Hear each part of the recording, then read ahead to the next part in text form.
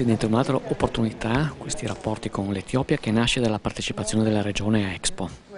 Sì, direi che è un incontro questo con la delegazione dell'Etiopia estremamente importante perché abbiamo rafforzato una filiera che per la regione è fondamentale come quella del caffè. Abbiamo l'obiettivo di far sì che Trieste diventi la capitale europea del caffè. Il lavoro che stiamo facendo in collaborazione con il cluster del caffè a Expo sta dando veramente dei risultati molto buoni, quindi siamo particolarmente soddisfatti della visita della delegazione dell'Etiopia perché credo che sarà anche il modo per iniziare delle proficue relazioni.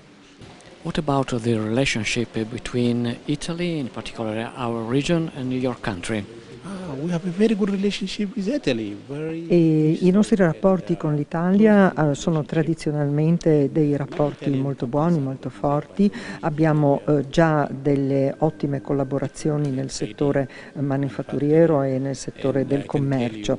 Pensiamo alla presenza italiana nel nostro paese e una dimostrazione è la più grande diga che produrrà energia elettrica per 6.000 megawatt che è attualmente in costruzione, vede una forte partecipazione di aziende italiane e noi vogliamo rafforzare ulteriormente, ma in particolare anche con la vostra regione, la capitale del caffè dell'Italia, e quindi noi siamo un grosso produttore di caffè, il più grande paese produttore di caffè di tutta l'Africa, e pertanto siamo particolarmente interessati a rafforzare la nostra presenza qui e a rafforzare i rapporti con la vostra regione. That's why, and it's a very good discussion we have made.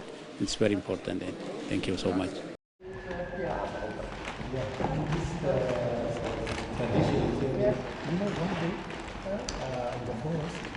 For a day. And finally, when we put the boat, we were dancing.